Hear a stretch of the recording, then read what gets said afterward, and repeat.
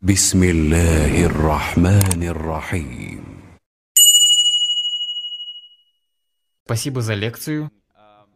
Я христианин. Спасибо за возможность прийти сюда, на эту конференцию.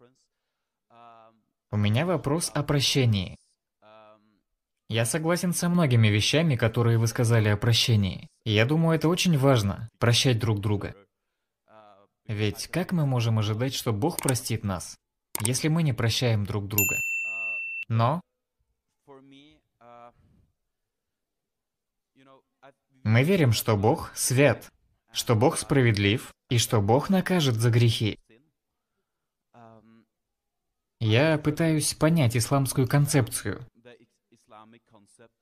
что Аллах может простить грех безо всякого наказания, безо всяких последствий. Это выглядит почти как, что Он игнорирует грех. Простите, что вы сказали, игнорирует грех?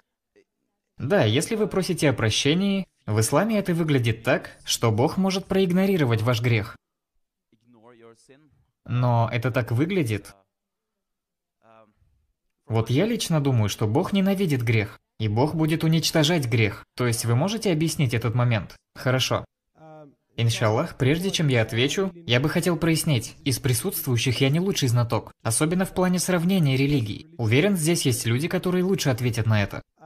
Здесь есть несколько моментов, которые я бы хотел прояснить, о мусульманах и немусульманах. Первое. Аллах прощает все грехи. Но также Аллах справедлив. Аллах просто так не простит меня за грех, который коснулся другого человека. Если я совершил грех, который кому-то навредил, Аллах просто так не простит меня. Почему? Потому что я попрал право человека. И теперь мне нужно добиться прощения от этого человека. Аллах не прощает человека, когда он своим грехом кому-то навредил. В исламе, и это важно знать мусульманам, Аллах прощает все грехи между тобой и Аллахом. Аллах творит, что пожелает. Но Аллах справедлив. Не думайте, что я могу украсть деньги у этого брата, а потом замолить это, почитать много дуа, много намазов и так далее, и думать, что Аллах простит меня за это. Нет, Аллах, возможно, простит мне сам грех воровства, но Аллах говорит, что Он не простит тебя, если ты навредил Ему. Вам нужно добиваться прощения от того брата. То есть, в целом, согласно исламу, да, Аллах прощает все грехи. Но не грехи, касающиеся попрания прав друг друга. Вам нужно добиваться прощения друг друга. И то, что между нами и Аллахом, азза ва джаль, Аллах может простить. Аллах, субханаху ва тааля, как мужчина сказал, ненавидит грех. И Аллах, субханаху ва тааля, будет уничтожать грех. Да, как вы сказали, что Бог ненавидит грех, и Бог будет уничтожать грех. Но Аллах по своей сущности, Он сказал, моя милость и мое прощение превыше, преобладают над моим гневом.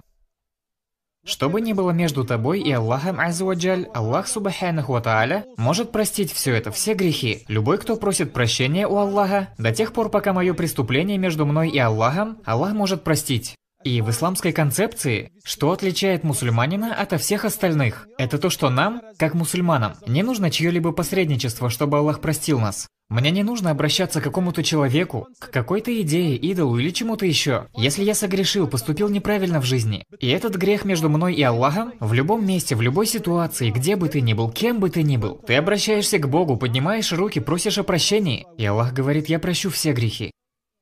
Это Аллах, субханаху ва тааля.